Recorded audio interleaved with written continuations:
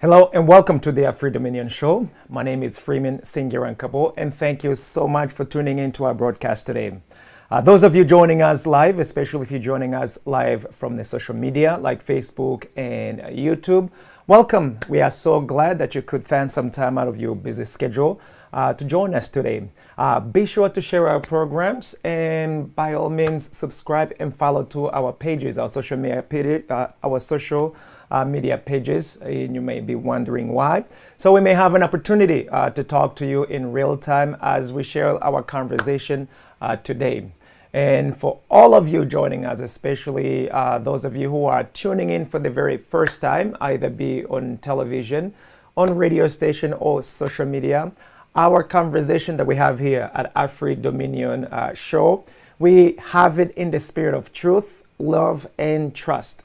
And these are the benchmarks by which we would love each and every one of you to measure both the integrity and the integrity and the validity of the content that we share with you every single day. We welcome your comments. Every single one of you comments, we welcome it. And we encourage each and every one of you to always remember to stop by and leave us a message. Why do we say that? We know that we are now one island on the entire planet. So every opinion counts. And we want to value your opinion, especially when you do take the time to take part in our broadcast as they are happening. So I encourage you, all of you, to be sure to stop by to our website or shoot us an email or send us a message via telephone or however it is you can get in touch with us, whichever that's easier for you. So those of you who would love to pass a message or to visit us, you can go through our website or pass through our website, which is www.ifreedominion.com. www.ifreedominion.com. Our email is info@ifreedominion.com. info@ifreedominion.com. info@ifreedominion.com. My apologies. When you get there, be sure to join our social group. We have a Telegram group that we actually have most of our family, friends, those like minds. And I would very, very much love to extend the invitation to you as well. Come and meet some of our friends, colleagues, those that we share the like minds here, the same ideals, same culture, same destinations, and be a part of it as well. And I want to assure you that for every single moment that you spend here, it is not in vain. Every discussion we have here, we speak frankly to each and every one of you. We speak boldly and we speak without any apologies. That you can expect on each and every one of the broadcasts that we get to have here at Free Dominion. And I also do recognize that most of you aren't familiar with what Free Dominion is. And that's why we take some time to actually give you a small brief description as to what it is so that you can get an idea what we are up to. That way you know that if you are lost, you can actually get out of here as quickly as possible. But if you are on the same frequency, we would say welcome, welcome, welcome, welcome. So what is a Free Dominion? A Free Dominion, it's an idea that inspires, that advocates, and encourages a complete and total Africa Dominion or Dominion of Africa. And in other words, a complete take back, complete total control of Africa, which is what we call Dominion. One country at a time by sons, daughters, and African descendants. All in the interest of African people, primarily, and then the rest of the world afterwards. So that's the idea. That's the thought behind it. That's what the whole entire Free Dominion is. So Free Dominion Show now, it's a mouthpiece of Free Dominion. In other words, we actually get to talk about, we get to inspire, we get to advocate, we get to encourage via social media, via radio station, via television, via any means of communication, those ideals, the ideals of complete and total take back of Africa, the dominion, the control, the complete dominion of Africa by sons, daughters, and African descendants, one country at a time, all in the interest of African people, primarily, and the rest of the world. You notice it may sound like it's repetitive, but it's important that you understand that. In other words, every single conversation we get to have here is primarily focused on Africans. Africa as a continent, African people, and African descendants, because we want to get our house in order. This is not a discrimination. I keep on saying it because in some of the regions that we find ourselves in, if you happen to create a smaller group, and some people, if they feel like they're not welcomed, or if they feel like you're not really focused on what they care the most, they might translate into that as being discriminated against. But currently, Africa is behind globally on almost a lot of different things, when Africa is among the very first continent, the wealthiest continent on planet Earth. So how is it that we have the most wealthiest a continent on Earth, the smartest people, but they're not benefiting Africa? They're not benefiting African people. And that's why we are saying that we need to take charge of Africa. We need to take charge of our own countries, of your respective countries, your respective regions, your villages, your communities. Because currently, Africa does not run itself. So these shows that you can expect that you are going to be participating in, you can expect that we get to talk about all of that. Frankly speaking, without beating around the bushes, boldly speaking, and without any apologies. Those are the expectations that we set. And we also would love for you to also ensure that you do not get, you don't get to miss out of that. Are we together? So given that the idea is so broad, we've taken it upon ourselves to actually break it down into themes. This broadcast takes place on Mondays through Fridays from 12 to 1:30 Eastern Standard Time or Washington, D.C. time. Every day we have a theme. On Mondays, we talk about eradication of refugees and persons of stateless persons, in particular Africans. So in other words, we talk about the African refugees and African stateless persons. This could be within Africa as a continent or outside of Africa. We have so many African refugees. The sad part about it is even within Africa itself, you still have refugees, meaning people who have actually abandoned their homelands, their natives, their countries, and are running around, around Africa and around the world. So we want to rectify that situation, given that it's been going on for decades and decades and decades. So who we are we that special that we can take care of it? I submit to you that it's a yes. Anytime the heart is willing, action plan can actually take place much more easily. On Tuesdays, we get to talk about the Constitution, law, and policy review and implementation. We know that every single country on planet Earth is run by a constitution, and so we are told. So we want to scrutinize what's in these constitutions. What do we have in these laws? What do we have in these policies? Are they in the interest of African people, primarily, or outsiders? If it is in the interest of outsiders, we get the opportunity to rewrite it all, make recommendations openly without beating around the bushes, and make some changes accordingly. And these changes aren't going to be done by the outsiders. These changes are going to be done by us, sons, daughters, and African descendants, even friends of Africa, those who actually can align with our ideals, with our outlook, with where we are headed. On Wednesdays, we talk about our testimony. We get to write our own history, our own way, again, without any apologies to nobody. Today, as we speak, it is very difficult to find African history somewhere around easily. Universities no longer teach African history in the most detailed way. ways you can actually pick at something very profound, something very that can impact you in your ways of life immediately. It isn't because the lack of the information, but it is because the history has been purposely buried. And we want to resurrect our whole entire history as African, and African people, and African descendants. So what better ways as to start rewriting your own history, your own way, without any shortcut, and without anyone influencing you how to do it. So we get to do that on Wednesdays. On Thursdays, we talk about the spirit of dominion. The same way I started. Dominion, dominion, dominion, dominion. This word is a very powerful word.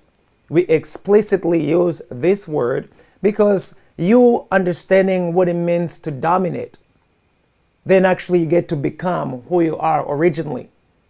We are kings and queens. We are not prime ministers and we are not presidents, though today every country, almost all the country, they have a new system that embraces republicans instead of kingdoms. Kings and queens run kingdoms. A republic is run through other different forms. A kingdom is a complete different than a republic. They are in fact opposite in the functionality. So we are kings and queens naturally. However, we have been given newer systems to live in and to lead. So given that already there are some confusing and some ways of life that are not naturally ours, you cannot expect the very best out of it by default. It's like a lion tries to become a fish, living out of its natural environment and embracing another environment and expect to become successful. Or taking a fish and throwing on mainland and giving some sort of oxygen breathing mechanism that is not naturally itself. That's how we've become today. You're supposed to be a self-government entity as a human being, as humankind. We aren't supposed to have all these various government running the show. You're supposed to be self-governing. You're supposed to be self-disciplining yourself, your actions and everything else. And the lack of that has been resulting in so many things that we see today.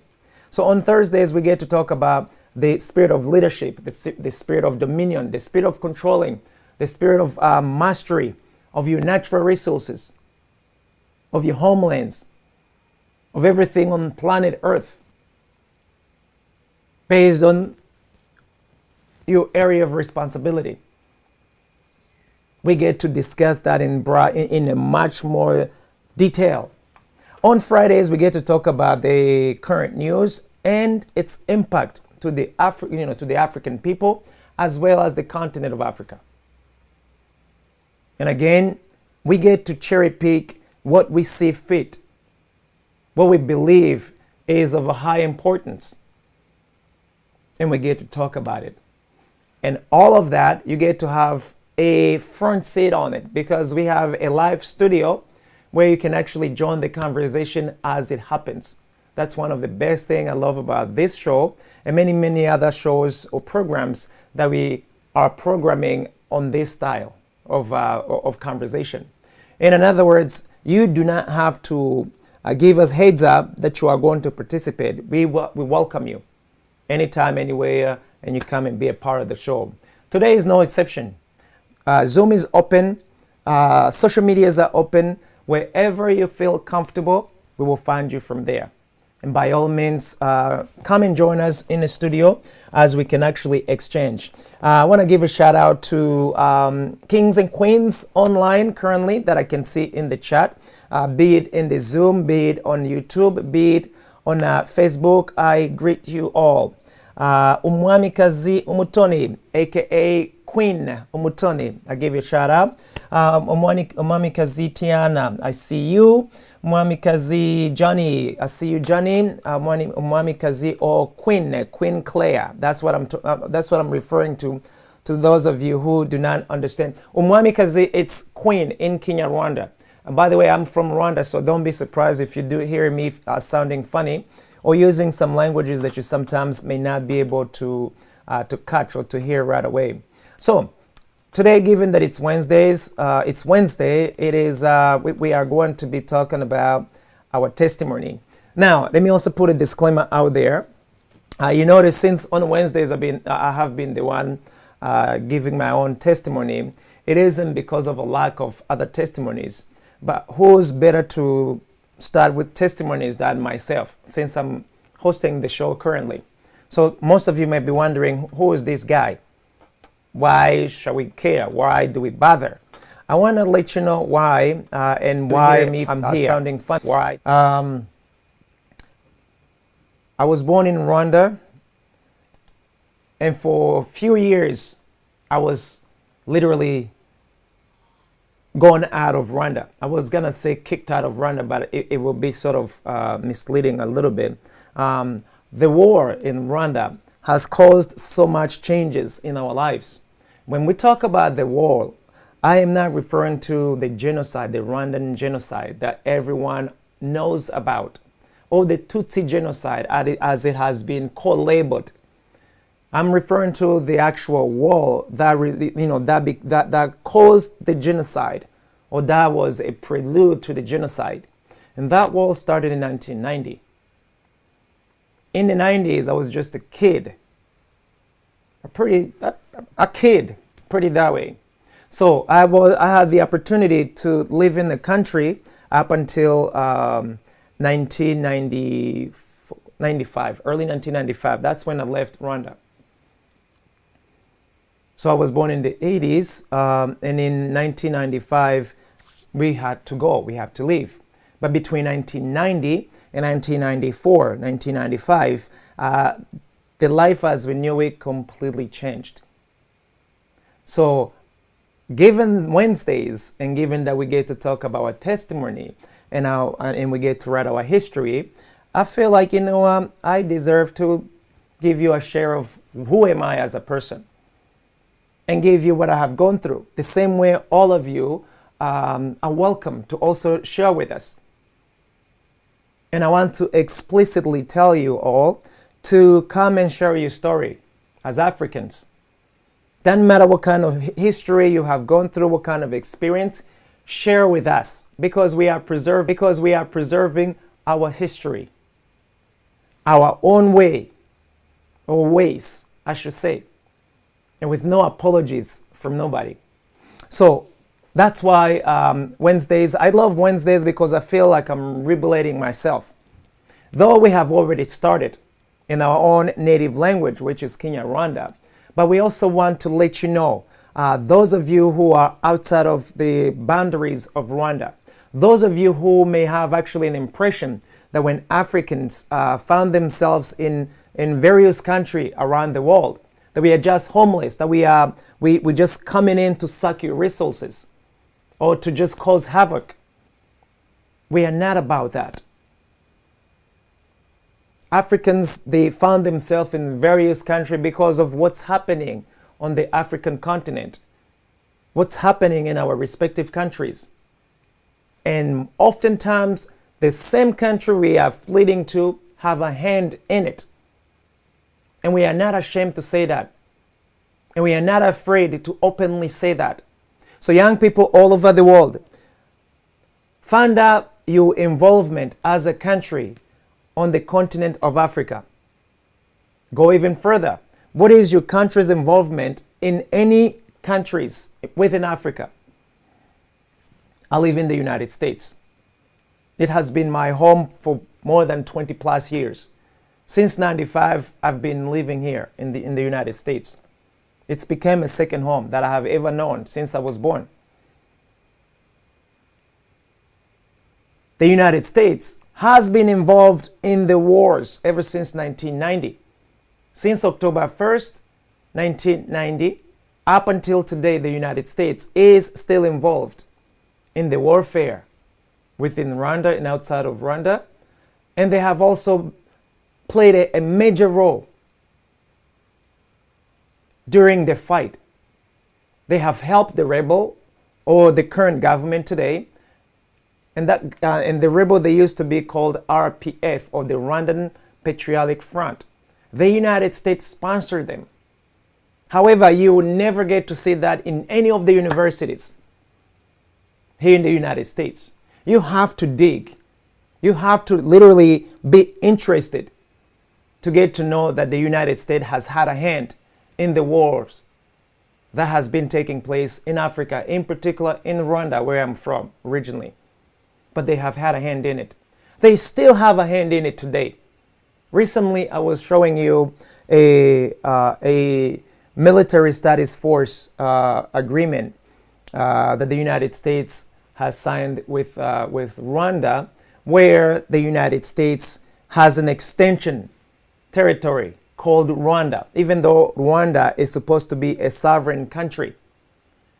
For the United States, it's just like the way you can live here, the mainland, and you go to Puerto Rico. Literally speaking, it's the same way that you can leave any of the mainland within the United States and just go to any of the territory that's currently under the control of the United States. That is Rwanda today. I kid you not. We speak bluntly, boldly, and with no apologies. It's the truth, but most of you are not aware of it. So, and with that in mind, I thought and I think and I believe in every fiber within my bone that our history matters. How did we get here in the United States? It wasn't an accident. How are Rwandese people fleeing Rwanda every day, including even today as we speak? They're still fleeing. What's the cause behind refugees, Rwandese refugees all over the world? What's the cause behind African refugees all over the world? We get to explore that. So let me bring you back to the testimony, because that's why we're talking right now. I've been talking about myself for this is the third week, I believe, since we started the broadcast. And I welcome each and every one of you who also would like to come and share. Most of you have told me, Freeman, I'm not comfortable speaking in English. My English is really bad. They might laugh at me. I just don't want to be embarrassed. I don't want to look embarrassed in front of the world. Guys, I want to let you know, 100 years from today, God forbid you pass on tomorrow, a month, a week, a month, a year, a couple years from now, and you have never got a chance to write your own history. God forbid that you are the only one left to tell the story of your own family, but you also refuse the opportunity because you are embarrassed that someone who speaks a clean English, or who's an English by native, is going to laugh at you because your English sounds funny. I want to encourage you to get rid of that stigma. Listen to me. Listen to how I talk. I've been living in this country for more than 20-something years. I have not mastered English. I have not. I do not have the same accent as a Native American. And I am not going to pretend to want it because it's not my original language. I have made an effort to learn how to speak English. I have made an effort to learn how to speak French. I have made an effort to learn how to speak Swahili. I have learned various languages depending on where we arrive. Most of the languages spoken around the world, most of us as Africans, we can actually have at least a conversation in those languages. Here in the United States, an average citizen only speaks one language, and that's English. From average African, you speak at least four languages, most of you. Average. So how is it that you get to feel embarrassed, that you get to feel like you are lesser of a person, when you can actually have a conversation in 4 different languages, 5, 6, 7, 8, when on the other side, here in the United States, in Europe, or some of these countries, they can only converse with you in one language. And they insist that you speak in that one language. If you ask me, I've done more than accommodating. Even you being able to hear me, to listen to me. I never care when I make mistakes, when I'm speaking English. Because I can tell you, you know what? I was thinking in another language and I was translating it in my head. And you know what you got is what I got out of it. It never bothers me. But it used to do, I'm not going to lie to you. It used to bother me, especially when I first went to school. As soon as we arrived here, it was so difficult. It was difficult to go to a class that they actually saying that they speaking English. And the English that they were speaking, your head could not register it. So the language barrier is real. So do not be embarrassed. Do not feel ashamed. Do not feel lesser of a person. When you communicate in a language that isn't naturally yours, you're actually making an effort. We're doing this so we can actually rewrite our own history, so that these countries, various countries that want to speak on our behalf, do not get that opportunity to rewrite only one-sided history, because that's what we are accustomed to. So it is very, very, very imperative that all of you get to have an opportunity to write your own history. Here at Afri Dominion, I have every liberty to say anything that I so choose or that I want to share with you. The station has given us the liberty to share with you all whatever it is that's on our hearts. This opportunity never used to be. Just a few years ago, you could not talk, you could not speak, you could not program your own conversation. But I'm so grateful that today we can do that here with HMG Network and all the affiliates networks who are actually helping us out, distributing, preserving our own history, our own programs. You can be assured 100 years from today, this conversation will be archived, will be accessible. And it's not going to be an exclusive conversation. It is going to be the people's archive. Gone are the days where you have to struggle to go find out who you are as a person, who you are as a family, who you are as a community. We have to fight that. But it starts with you. It starts with me.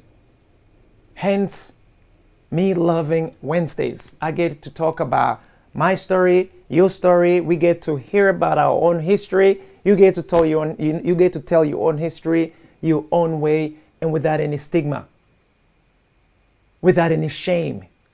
None of that. Because that is one of the first and foremost thing we're inspiring each and every one of you to do. We're advocating all of you to do that and encouraging each and every one of you, sons, daughters, and African descendants, to do that. So with that in mind, let me get right back in it. So last time when I was talking to you, I was telling you about the wall in Ruhengeri and how we had to flee for the first time and how we found ourselves going back and forth multiple times. And I believe that I stopped when we found ourselves fleeing again. So now, when the war started, those of you, and I wish we had a map. I forgot to request that they actually give us a map today so I can show you. Rwanda and Uganda, they share borders. And Ruhengeri, which is today northern district in Rwanda, it used to be a province back in those days, in 1990 to 2000 and something, I think. It was a province as opposed to a district. So it used to be called Ruhengeri. So we lived in Ruhengeri city, which is only about 25 kilometers from Uganda border. Those of you who frequent or who love to go to the volcanoes, the gorilla volcano, that's in Rwanda.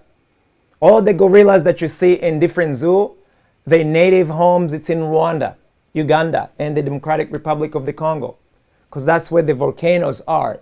And the volcanoes is the volcanoes are the perfect homes for gorillas. So that you know, FYI. So from there, the rebel who came from Uganda, and these rebels, let me also put a disclaimer out there. These were Rwandese descendants. They used to be sons, daughters of Rwandans who have fled the country. Some of who were part of the royalties. When we got rid of kingdoms in Rwanda, and Rwanda became a republic, the kings and queens and their families, they fled the country.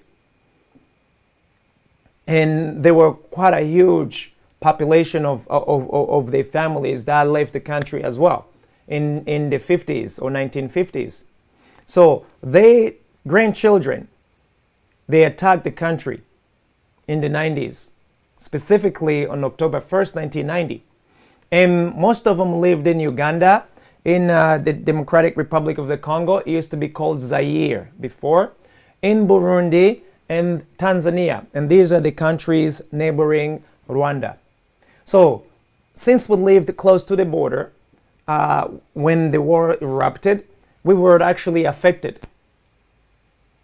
during the whole entire time, from 1990 to 1992. I think that's when we left, when things really heated up.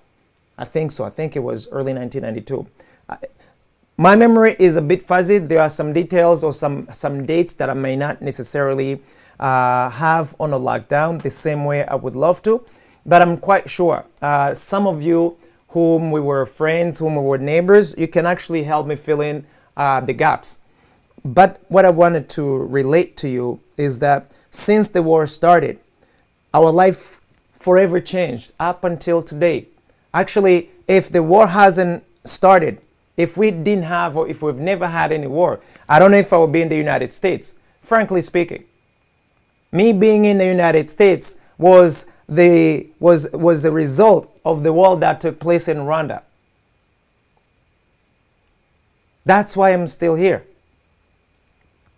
And in turn, the United States adopted me as one of their sons, the same way it has adopted so many other sons and daughters who are of African descendants. So going back, so I had just finished letting you know how in January 1991, the rebels, they fled the prison. They actually launched an attack to Ruhengeri city, and they opened prisons, and one of our family friends ended up losing his life in front of us. And then we fled, we got back at home, and just a few months afterwards, the war erupted again until we were forced to flee again. And these wars they became a norm. In Ruhengeri, we were accustomed to hearing gunshots, and we've got to the point you sort of like knew whether it was a close shot fight or a bit more far. Meaning, when they used to be fighting in volcanoes, you could tell that it was pretty far. The noise wasn't as intense as it was when the machine gun, for example, I was telling you about, was going, was shooting right on the top of the hill that we used to go, where the school that we used to go to was. The guns, the noise of the gun were further than when they were actually fighting with the Marines or the commandos at Kamuhoza, because they were right in front of us. The house was the only barrier between both sides that were fighting. Minding you, I was just a kid. I was forced, just like all those other children, to leave that. My life and the lives of our families forever changed. I'm still alive and super grateful. Many lives perished, terminated. And they never knew why it all happened. Even myself, I never understood it. I just knew that, we had to pick our stuff and go. So when we came back to Ruhengeri, life started becoming rough, because now the trauma that we had just lived in, and then we had just been forced to go back to Ruhengeri because our families had not made any arrangement for us to live there. Besides, they work there. So it was almost unrealistic that we will find ourselves elsewhere. But as soon as that erupted and they realized that the war was getting closer and closer because the fights was so frequent, so they started looking to relocate, meaning they were changing jobs, going somewhere else. So, and I remember, even though I can't quite recall whether it was exactly in 1992 or between summer and October, when there was another major war or major attack, I should say, that the RPF or the Rwandan Patriotic Front launched on Ruhengeri, and they cut the route that would go to Gisenyi and another route that would go to Kigali, which means they were trying to cut that so they can stop the military from intervening, from intervention. And so when they did that, given that we were still in Ruhengeri, given that we still lived nearby the commandos' barracks or the military camp, naturally this time you didn't have to tell us twice.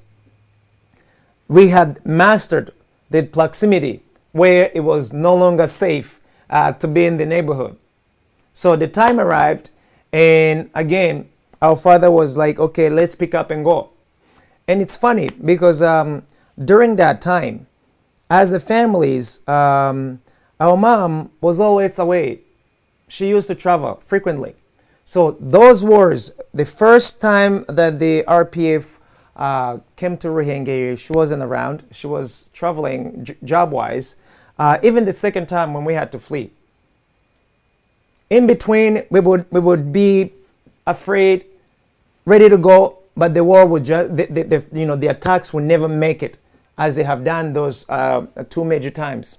So that second major times, I cannot recall exactly which month it was, but I'm quite sure those of you who were stationed, especially if you were a military and you were stationed in Ruhengeri, you know the second time when the entire Ruhengeri city, the citizens, the population fled the entire city.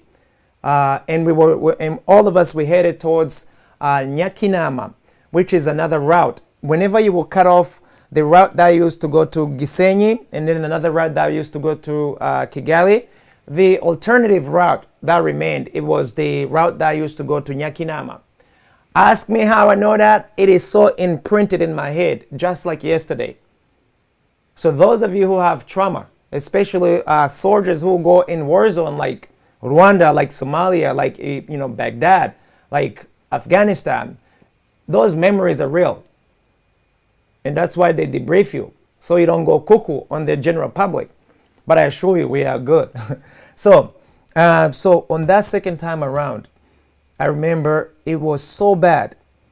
Almost the proximity of wars and guns and, the bullets and all of that. You could hear guns, heavy weaponries. Just, you could hear it all. Falling nearby, you could hear you could hear the heavy bombs falling nearby. And then also the soldiers would tell us that, listen, all of you need to go. We're not sure if we're not just going to be fighting. And by that time in 1991 and going towards 1992, the rebels were killing people. Either machete, guns, and what do you call those? Ubuhiri. It's like a bat. It's almost like a baseball bat, except that it's explicitly designed to be a weapon amongst African. So you guys, you will have to tell me what that thing is called. So the military warned us that, hey, y'all need to leave, especially as that we live right next to the barracks or the camp, the military camp. So they didn't have to tell us twice, especially that we remembered how we left in January, and it was bad. It was horrible. So and of course, life was just crazy. And when we talk about the perfect instability, listen to me, the perfect instability. Life was rough, bad, terrible, something you would not want to wish someone else that you love.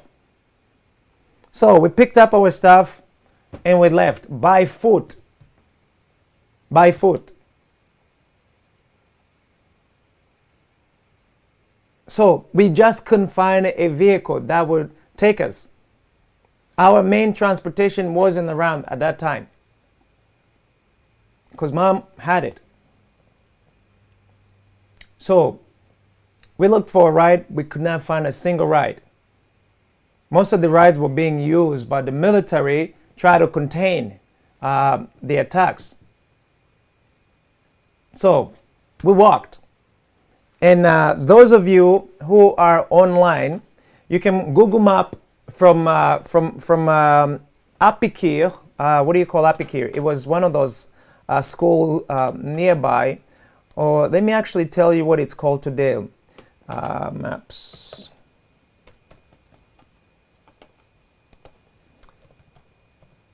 So the reason why I'm giving you that reference, we have been walking for a very long time. Literally for a very, very long time. And given that, you know, as we walked, it was just normal.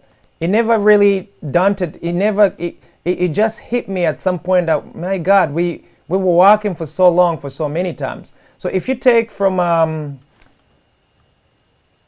okay, so today, what's the name of that place? All right, let me focus on it.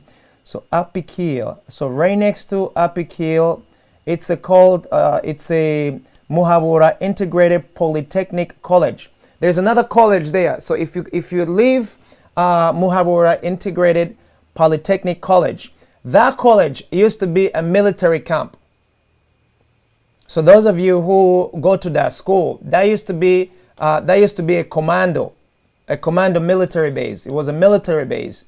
And those of you who want to know where we used to live, our little house used to be the first house. I can still see on Google. I don't know who lives there, but if they're hearing me, I want them to know that used to be our home. Let me show it to you guys because I think it should be also fun to show you. So this is Apikil right here for those of you. And we used to live right here. This was our home. And right here, the school, this Polytechnic College, this used to be a military base. And this was the airport I was telling you about, the National Ruhengeri Airport.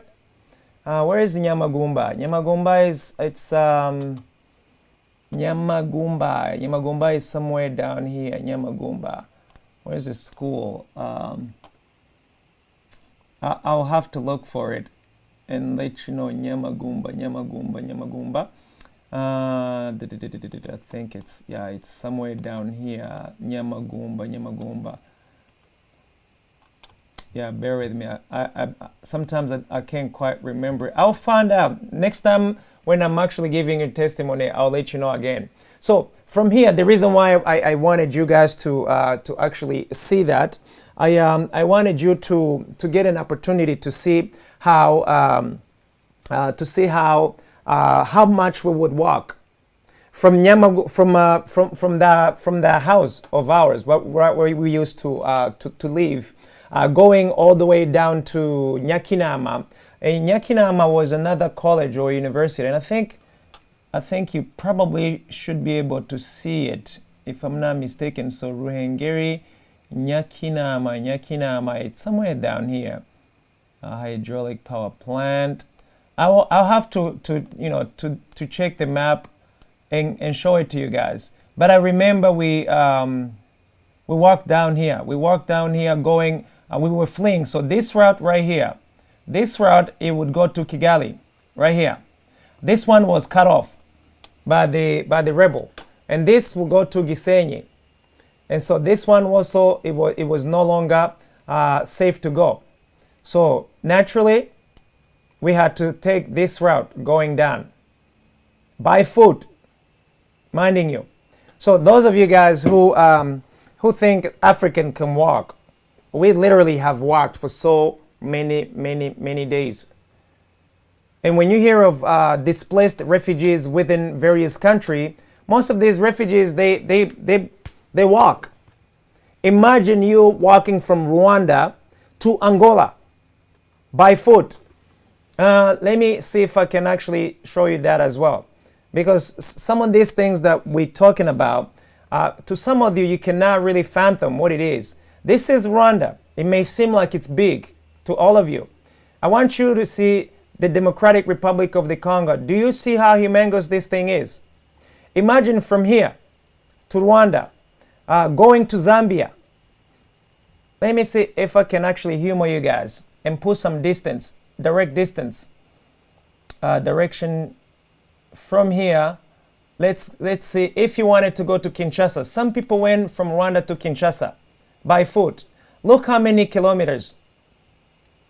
2,770 kilometers. Now, how many days, how many months would it take you to walk from Rwanda all the way to Kinshasa? A lot of Rwandese people have walked from there to Kinshasa, from there to Angola, from there to Zambia, to Botswana, to Malawi, to Tanzania. Look, you can't even see Rwanda right now on the map because it's so small, so ridiculously small. You cannot see it anymore. So guys, some of these things that we're talking about, it's tragic. Even though right now it's no longer saddening, but we had to walk from here in Ruhengeri all the way down here when we were fleeing the war by foot. We have done that multiple times by foot.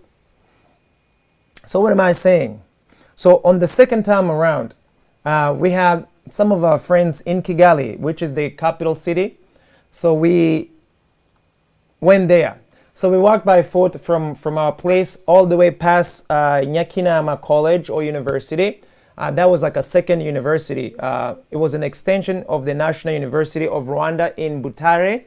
So the Nyakinama was another one of those really high-end university back in the days. I remember we walked by foot.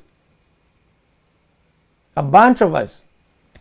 We walked by foot and you would see military going the opposite. They were riding those buses that we would have been riding. They were riding the Toyota pickups, the Daihatsus. Those of you who know the Daihatsus, they were riding the Pajeros, all those vehicles that you would normally see in Rwanda, and the Toyotas, as we were going the opposite direction when they were going up.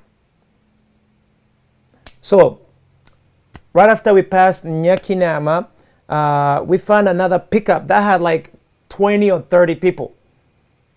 I think it was like a Daihatsu. So we were like, would you please give us a ride? They refused to give us a ride. And then another one came in, and this guy looked at us. We were so wiped out. And so for some reason, he gave us a ride. So we went in the back, and we found like at least 20 or 30 people. You could barely find anywhere you could stand. So in these countries, you know that it's illegal to ride any vehicle when you don't have a seatbelt. Picture a bunch of African, bunch of Rwandese people. Let me not say African because it was us Rwandese people. A bunch of Rwandese people in the back of a pickup. A pickup called Daihatsu. It's one of those Japanese vehicles. And it's like 20 or 30 of us in it. The tires, the front tires, they look like they wanted to just, to literally take off because we were so many, probably past the weight that the vehicle was supposed to carry. But because, we never cared about that. You're not worried about no seatbelt, forget it. There's no car seat for the babies, none of that. As long as you are in it, you find something to hold on. You either hold on your father's leg, you hold on some of those bars that would be there, or you just, if you're lucky, you hold on to a woman's kitenge, which is one of those clothes that women would hold. A kid would just hold on anything, and then just keep your head up so you can breathe out, find some air coming through. That's the life that we lived as a consequence of this war that we are referring to. caused by the government that exists today in Rwanda. But you all would never get to know that because that was never sexy enough for CNN, for RFI, for for France 24 or France 24, one of these international televisions that used to come to Rwanda. But our life was forever interrupted. Up to this very day, it is still being interrupted. Billions of dollars being made out of these wars. People dying with zero justice. The criminals given accolades that they have done well. I mean, the country has been flipped upside down. The same country that most of you call the Singapore of Africa. That's the country that I'm referring to. So we walked by foot, and then that gentleman gives us a ride. And he takes us to Gisenyi, to one of those remote places in Gisenyi. And from there, we took another route that headed towards Gitarama. And then also we likely got another ride. By the way, we had run out of money. We didn't have any money. Or at least that's what I remember. So we were being helped by other people all the way. No money, that means no food. No food, that means you can't have anything decent that you are accustomed to. You were just like anybody else. The world does not care whether you are rich, poor, or nobody. It does not discriminate. There were rich people who could not find a ride because their vehicles were taken. Were taken by who? The soldiers needed them. Or people who were reinforcing the city. Those who were lucky, they were fleeing, they were able to flee with their own vehicles. But it's not everyone who was able to get out in their own vehicle. That I remember like yesterday. And of course, guns, they were going on and on and on and on, non-stop that same day. Heavy guns, smaller guns, and the usual guns. I can tell you at least like 5 or 6, 7 different weapons. I could tell which gun was shooting at any given time. That's how we have mastered the sound of guns. I could tell you the proximity that these weapons were in. We had to learn that. You want to hear a kicker? Since we were back in 1991, all the way the rest of the month we were there. Given that we lived right next to a military base, we met new friends. They would come to our place, they would get some tea, they would get some food, they would come and be friendly with us. Some of them would come in and clean their weapons in our places. They would teach us how to do that. I had to learn how to clean a, what do you call M14? I learned how to clean a Karchenkov. I learned how to clean FAR. That, what do you call FAR? That I think it's like M14, M16, something like that. I learned how to clean a pistol. I learned how to shoot a pistol as a kid. Think about it, guys. We have learned that. I've seen a grenade being dismantled as a kid. The things you should never be seeing. But we saw that. I thought it was cool. But those things are actually dangerous. So naturally, given that we were embedded next to soldiers, we start making our own guns. Literally, we will make our own guns as kids. Those were the days we spent our times. We were barely going to school because school kept on getting interrupted. The school was never the same ever since we got back in January 1991. You could never learn with boom, boom, boom. You just cannot concentrate. I mean, we still went to school, but it was as if you just went to be babysitted at school. So going back to Nyakinama. So as we left, we arrived to Gisenyi, and from Gisenyi, another benevolent gave us a ride towards Gitarama. And when we reached to Gitarama, man, it's like God was there throughout the route. Our friends in Kigali, our family friends in Kigali that were really close to us, they had some friends in Gitarama, I believe. So they make a call to those friends in Gitarama, and they expected us. So when we arrived there, they took us in. We slept there one night, and then the next morning we headed towards. Was it the next morning? I don't quite remember. Either we stayed there and we rested, and then we went straight to Kigali, to the other family that took us in. This was us being internally displaced refugees. It was not a vacation. I also want to stress that up. So we were going through homes, other people's homes, in and out, continuously, so that we could actually find a shelter. So I remember they gave us a ride. They gave us some money. We took a bus, I think. Yeah, we took a bus towards Kigali. And once we arrived to Kigali, another good family friends of ours, they took us in. So once they took us in, I remember we stayed there for a few months, guys. Of course, I loved Kigali. It was a good, it's the nation, it's the national capital. So it was good. There was no bombs there. Life was just normal. When you see the life in Ruhengeri versus the life in Kigali, it was like, my guy, was like the beach. You going to the beach, even though there were no beaches in Kigali. But the fact that you just couldn't hear no background guns going off, no background weapons, no background bombs going off. It felt so good to sleep for the first time after so many months without hearing a gunshot in your ears at night. We were jumpy when we heard a noise, because we were accustomed to unique noises. When you heard a different noise than the one you were accustomed to, you became jumpy. I remember a couple nights I couldn't sleep well because they had a dog, and neighbors, they used to just pass by and the dog would just go and bark.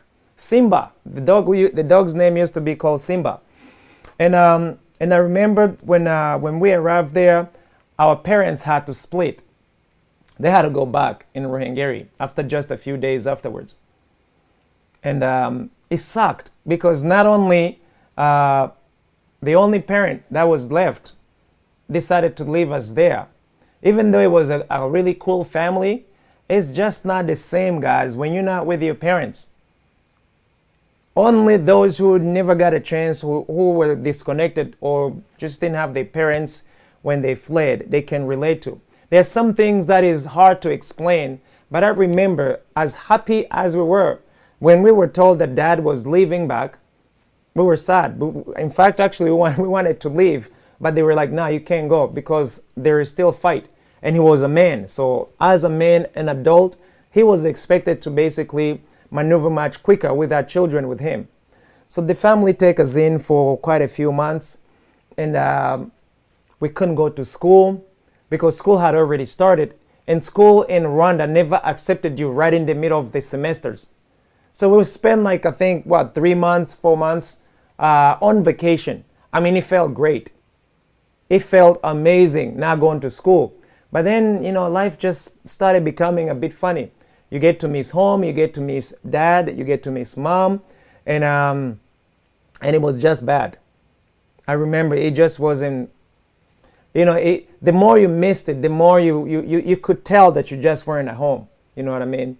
There are certain things you could do in your own house that you just don't do when you are being hosted by someone else who's also super stretched.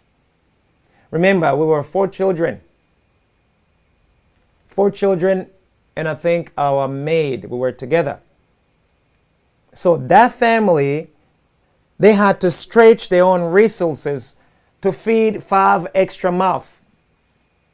The things, not being able to have budgeted like that. So you can imagine, and then we stayed there for a couple months. That's how almost every family in Rwanda that has ever hosted a refugee, internally displaced refugees, they were so stretched thin. And I'm so forever grateful to that family, because if they weren't there, I'm not sure what I would have done actually, or what we would have done. We had to grow quick. We had to literally grow quick. And when I say grow quick, we had to grow quick. You think we grew up in Ruhengeri because of the war. Not having the parent and now having to actually be accountable and become a little adult at the house there, bro, it was tough. It was tough. And that's when sometimes you will get to miss your parents because you're like, man, I never used to do this. Man, I never used to do that. I mean, you found yourself doing, you had to chip in and help out around the house. Minding you, I never used to help out in our own house because we have people to do that for us. We never had to do regular work except during the summertime when they will give the vacation every worker at the house. Then we knew that we had to sort of like figure out what to do. So living at that house, we had to literally pitch in on everything, from washing ourselves to learning how to wash our clothes, to helping around the house, clean, everything. I hated it. Personally, I'm not going to lie to you. I hated it with a passion. I hated it. And my brother hated it too. He was much older. And of course, our siblings, they were too young. Them, they didn't do anything because they were too young to work. But us two and the maid, we were expected to do, to help around the house. And actually, even our parents, they were like, okay, you go be good now. You'll listen to what they tell you. And of course, a kid in Rwanda could not deviate. Anyway, a few months go on, and then we found ourselves again being called that we had to go back in Ruhengeri. Now, there's another thing that I tell you. As tough as it sounded when we found ourselves having to sort of like grow up fast, it sucked also being told that we had to go back in Ruhengeri. I literally felt jiggles in my stomach because I was like, man, we might be going to die again. Because I could just remember the guns. Remember, we spent at least 3 months in that house without a single gunshot because Kigali was as safe as you can imagine. So that tells us that, you know what, we had to go. We had to go back in Ruhengeri. And quite frankly also, it was more than overdue because we had literally consumed so much resources. Imagine 5 people to a smaller family. It was a lot of work. Today, when I think about, I can see the stress that we have put on them, but they have never claimed a single penny, a single dollar, a single franc. So keeping us for like 5 months, super stretched thin. So I understood. Today I understand, but back then I was so mad at that. I was like, man, Dad, you get ready to get us killed again. So we left, and then when we left, I was like, man, we're back to the same spot right in front of the military base. And this time around, when we arrived, those trenches, they were like upgraded. They had these, they had these sandbags. So normally, okay, if you guys remember those Vietnam movies, remember when Rambo would go fight? How the Vietnamese would have these, these trenches, and then they would have sandbags like that. You could see like a gun in between. It was like that around the barracks, around the base. It looked so scary. So we arrived home, and then Dad was like, go back to school. Remember, for all that entire time period in Kigali, we were not going to school. So we were not feeling like going back to school. We literally didn't want to do anything back then. And so he attempted to send us to school. I mean, when Dad spoke, he spoke. I mean, we hated it, but you had to go to school. And so we were like, man, I would literally have nightmares, like, man, like the fights was coming back again. And so eventually we're like, we don't want to stay here. Like literally, we forced our parents to stop working in Ruhengeri because it was not hospitable anymore. It was not livable for us. So we got so lucky. I think it was God. So they requested to be transferred, and luckily we were sent to Kigali. And when we were sent to Kigali, we started a new life all over again. We started life. We went to a place called Kakilu. That's where we landed. Probably, I think it was definitely 1992, because I remember 1992, I went to school to Kakilu firstly, and and then later on I went to in Rugunga later on. So we arrived in Kigali, Kakilu, Kespotekel kids, all of you guys in Kespotekel, I remember you guys. Those of you who used to live in Kespotekel, you know, we had a great time there. Again, we were back to life with no guns, with no big bombs. Life was good again all over.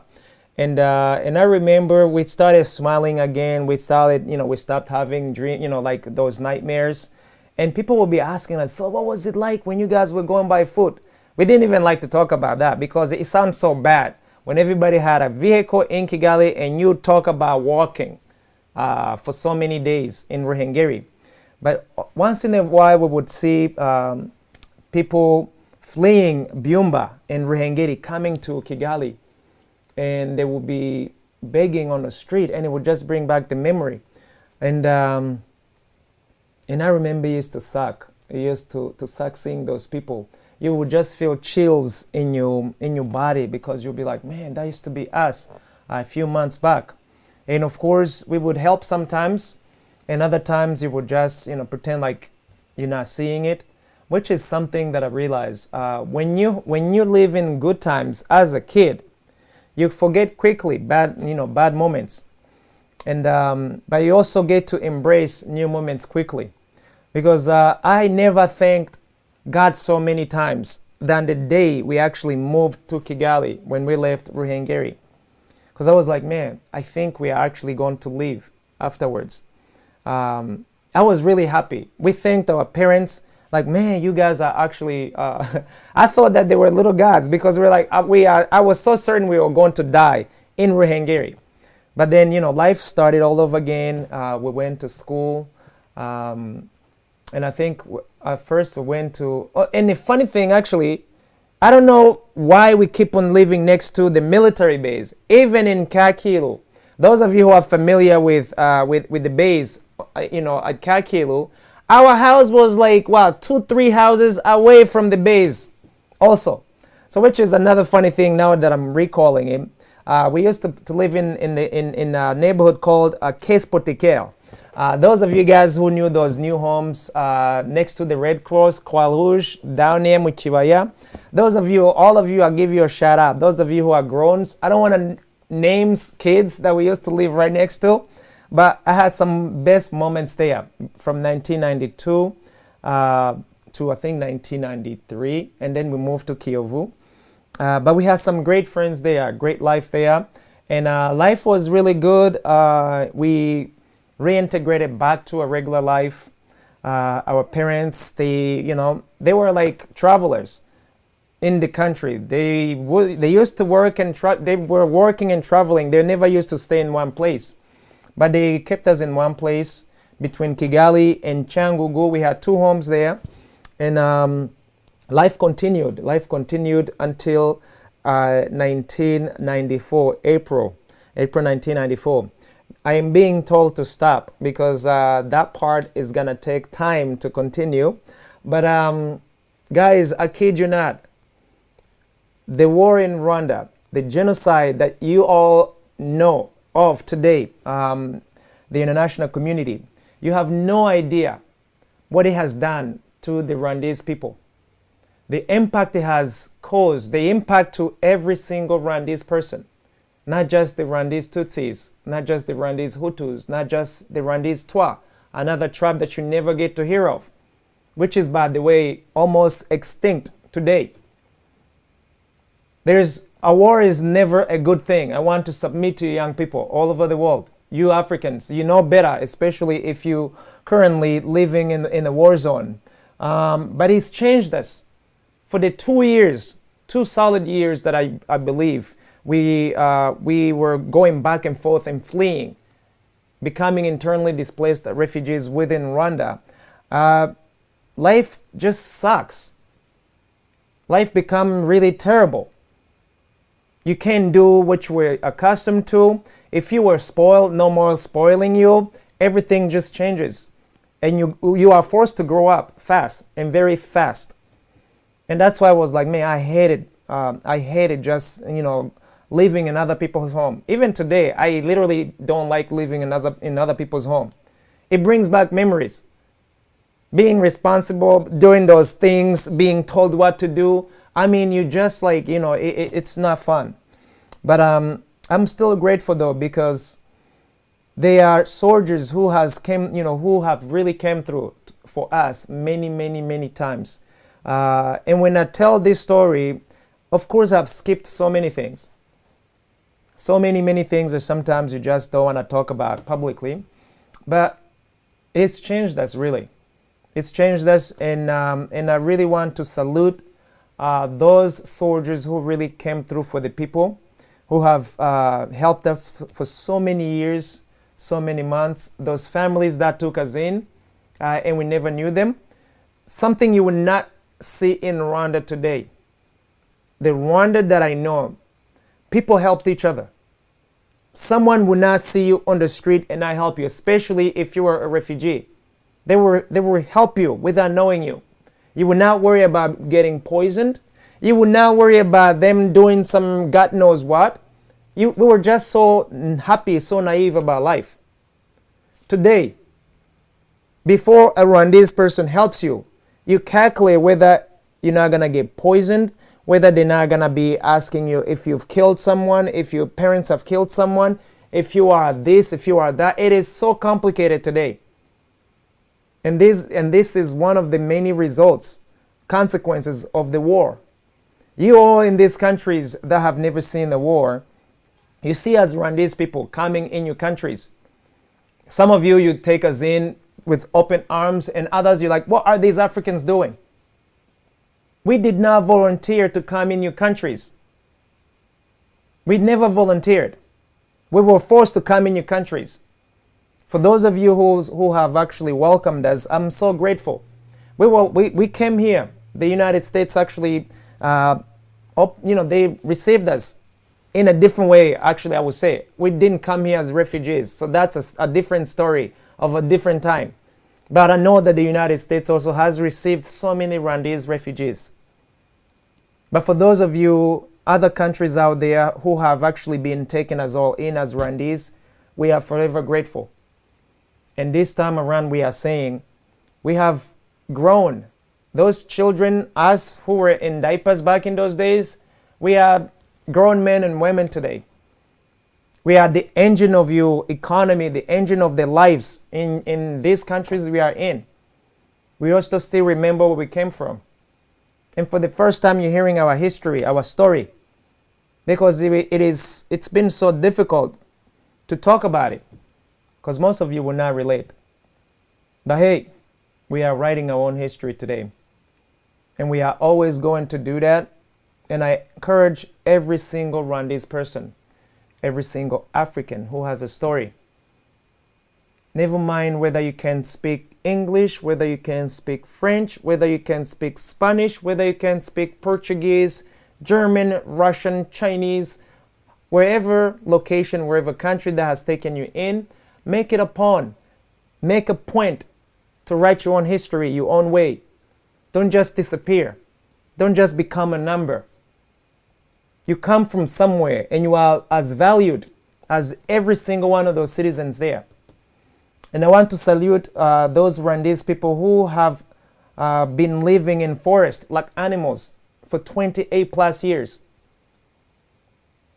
Imagine, I'm just 40. I'm turning 40. I just turned 40. Take 28 years. The kid back 28 years ago. Those who got stuck since 20 years ago in forests, those who were born there. Those who think that they actually belong in forests and they were well off in Rwanda. I want you to know that there are those Rwandese people who are still living like that in forest today. In forest today. And you have the Red Cross, you have the UNHR or HCR, the United Nations Commission for Refugees. A lot of these benevolent organizations that are helping refugees in forest, in very troublesome regions where we have become rejects. where they see as genocides deniers or genocidaires. And they give us names, all kinds of names.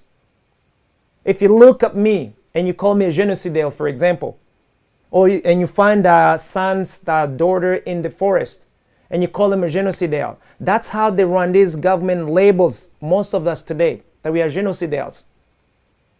These were the rebels that were fighting the then government, who have taken power with the help of the United States, with the help of France, with the help of Russia, with the help of China.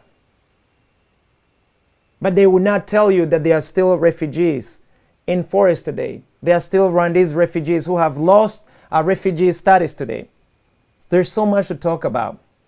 Anyway, let me shut up. Let me welcome my queen, my dear sister, to give a shout out. And thank you so much for coming through and coming to be with me today. But there's so much that we gotta tell, we have to share with you, the world out here. And we have came and we are not going back. I want to let you know. Olive, welcome, welcome. Say hello and let's share. Okay, thanks. Hello to everybody. My name is Olive. I'm a Rwandese living in Belgium. I just came to support Freeman. I heard his story, his journey. It's sad. It's sad to hear all these kinds of stories. And actually, when you look at it now, when you're looking back, I'm so grateful for your life, because a lot of things could have happened, you know. You could have died, or you could have been injured. You could, a lot of things, a lot of, because you went through so much violation, or only by seeing all those kind of horror. It's a violation on you, on a human, on a child. So I'm grateful that you turned out to be okay, not cuckoo, as you said earlier. So I'm grateful that you are open and you have given us this this platform to come and tell our own history, to write our own chapters as we lived them. Yeah, so I'm so grateful. Yeah. Thank you, Olive. Olive, she's one of my colleagues in Kenya, Rwanda.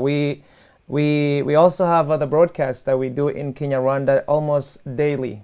There are so many other kings and queens that we share our journey today, and we are here. We have come to the stage, the global stage now, so that we can actually inspire the rest of you Africans, the rest of you sons and daughters, African descendants, to not be ashamed of who you are. Do not be ashamed. We have been made ashamed. We have been made to feel like we are valueless, that we cannot contribute. We have met racism. We have lived all kinds of violations, from us being children, to even today we still meet racism. Where we are today. And I am so grateful, because we have decided to actually stand on our own 2 feet and say enough is enough with this. We want to fight for what is rightfully ours, and we make no apologies to anybody. And so Olive it's another soldier that I love so much, because we're struggling together. And all of you guys, I encourage you to take that leap faith, that step, and come forward. But also those who claim to be friends of Africa, genuine friends of Africa, genuine friends of Rwanda, and whichever country that you can easily relate to.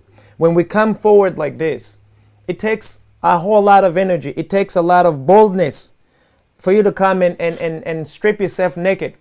To those of you who can care less, to those of you who wish that were stuck, that I had met that bullet, and to those of you who actually will be like, we are so glad that you are here. But guess what? I just want to say, we can never be stuck, since that we are now here. That's right. We can't be stuck, and we can't be stopped. That's so right. I just wanted to add, like, for as a refugee, because when you tell your story, it comes out, you have been on that road. And there are still some people who are fleeing at this moment. That's right. And if we do not take action, if we just decide to sit and wait and see where this road takes us without taking part in it, it might take even more 100 years, and we'll still be at the same place, and people will still be fleeing. So it's about time that we all act together and try to stop this, and try to stop children from fleeing, men from losing their lives, women from being widows, the communities or the countries to just be destroyed. It's enough. A lot of blood has been shed. It's enough. So people come up, just jump in and take that leap of faith and be active, be proactive about your life and about your destiny and about your continent. Be That's proactive. Right. Olive, I want to ask you a question, because we share the journey together almost on a daily basis. I know there are families that still have the stigma, that actually can't even talk about what they have going through, the horrific experience that they have gone through.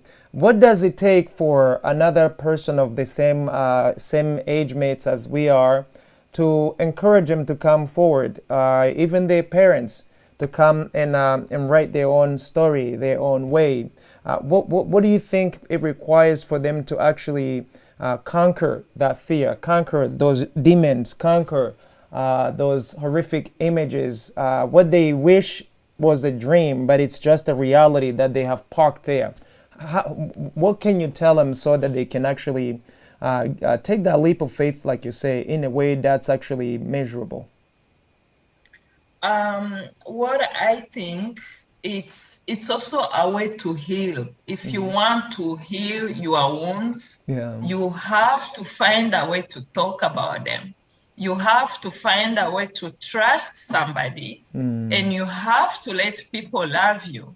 So in order for us to go forward, those three things should just walk hand in hand. You should try. You should try and say, I want to heal. And it only requires those three things: talk, trust others, and let them love you. Of course, the love, some people may interpret it in another kind of love, but I mean a brotherhood. I mean a brotherhood. I mean people who want you to be elevated, who want you to do well, who want you to heal. Those are the people you have to surround yourself with. But you also have to take that leap of faith, wanting and hoping to heal from that. And if you are healed, at least if you are on the road to heal, you will also heal the people around you. So that's what I can say. And sadly, like in the Rwandese community, most of people, they get up because there is a problem around them. That's when they realize, oh, we have to do something. Oh, we have to act. But if you act in that humanity, you have to always stand up for, even when it's not about you, you always have to stand up for the other human being. You always have to stand up for you. So I would just encourage them to find that trust in them, to say, let me heal and heal others. Let me heal and heal my country. Let me heal and heal Africa. Yeah. That is so beautiful. And guys, and this is why I am so grateful that, given the fact that we have gone through horrific experiences ever in life, It's ironic because those of you who read the Bible or even the Quran, there is a story that's almost kind of similar. King David would have never become a king if he had not fought Goliath. So what am I saying? The challenges that we are going through today, you see me, I'm smiling. I don't cry about it anymore. Not all of it. There are some things that I'm still trying to get out of my system with, but I'm good, I'm better, I'm stronger today. Which is why I'm actually able to stand in front of you like right now and talk to you. I know it's a process. I know it takes longer. But if we didn't go through the journey we have gone through as Rwandese people, we would not have the courage to do what we are doing today. So I encourage all of you, the experience that you have gone through, as horrific as it is, look at yourself as David facing Goliath, especially if you came out of it alive. So you have a story to tell. You have such a huge gift to offer to the entire world, not just Rwandese people, not just African. But you've got to be able to reposition yourself in that direction so that you actually assume your true identity. Don't let nobody define you, especially today. You did not survive the guns, the bombs, the machetes, the long route, the long journey to the Congo, to Kinshasa, to Malawi, to Zimbabwe, just to come and someone tell you that you're too valueless to do anything about it. I refuse to accept that. And so I encourage all of you brothers and sisters all over, come, let's hang out here at Afri-Dominion. HMG, it's our studio, y'all. I'm not gonna kid you.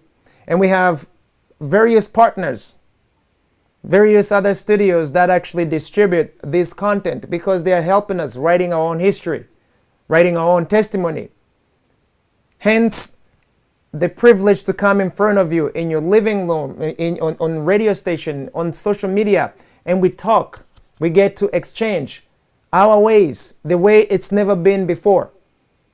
You will not easily be able to find this kind of conversation on the mainstream media, because some of the owners of the mainstream media have actually been part of the reason why you're here. You are a refugee. So they are not going to broadcast your problems, your mishaps, the consequences of their doing. It's just not going to be sexy to sell. But hey, we are going to sell, we are going to sell, we are going to sell our own history. We are going to write it. And we are going to preserve it for thousands of years to come. My queen, dear Queen Olive, I want to give you the last word, and then we can just we can move on to our Kenya Rwanda show shortly after. Any last words? Thank you. I just want to encourage everybody to be the peacemaker, to be the peacekeeper. And the only way to do that is that if you come forward, you know, if you have been through this journey, you know what peace is. You know what peace looks like, and you know how you want to keep that peace. So be the part of looking for peace, working for peace, and keeping the peace in the African continent. Thank you so much. Thank you, dear Queen. A huge thanks to all of you, especially those of you joining us live from Facebook, from YouTube. I see the Queen Tiana, I see the Queen Sasha, I see the Queen Mutoni, I see the King Kagoma Egle, I see Claire, I see Inya, I see Mahoriwachu, I see Concord. All of you on YouTube, and those of you on Facebook. Bernadette, I see you, Francoise, I see you, Eric, I see you, Jack, I see you, Cici, I see you, Africano. If I don't mention your name, I see you, Christelle. It's so many of you. We are super grateful that you can join us. I'm also encouraging you to find it upon you to come and tell your story your own ways. And I want to encourage you also to reach us out, to reach out to us. If you want to come, especially on a Wednesday, to tell your story, come and be a part of that. We have so much to say. Literally, we have so much to say. We have so much to say. It will never end. So you can imagine Wednesdays are going to be interesting for so many years to come. And we want you to be a part of that. Reach us out on our website, www.afridominion.com. Or you can send us an email at info@afridominion.com. Be sure to also maybe WhatsApp us, Telegram us, Insta Messengers, whatever. But we will be there and glad to have you there. And be sure to join also our group there, so you can be a part of the family. And lastly but not the least, I am so grateful for the networks broadcasting this conversation. It is long overdue. So we are super grateful to HMG Network and the affiliates for all that you're doing for us as Rwandese people, for us as Africans. And I want to put a shout out to all of you Africans who are voiceless. Come here on HMG Network and tell your own story. Come here on Afri Dominion Show. Let's share.